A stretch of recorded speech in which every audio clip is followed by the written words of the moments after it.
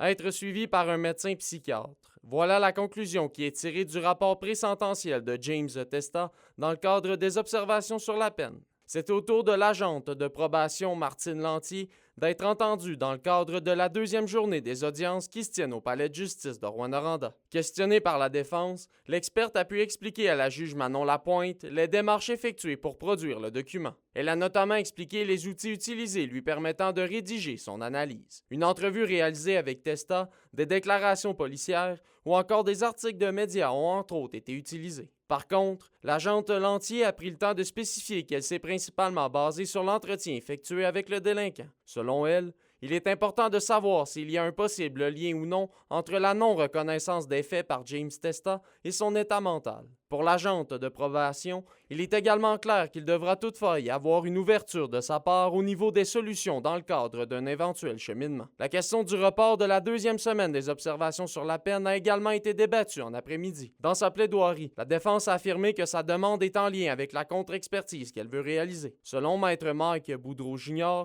il y aurait des contradictions entre le rapport sexologique mais également celui de Philippe Pinel. Rappelons qu'elle a demandé à la juge Manon Lapointe de reporter la semaine prévue à la fin octobre, car c'est exactement à ce moment que la contre-expertise pourra être réalisée. La requête propose donc que le deuxième bloc puisse se tenir en février ou encore en mars 2027.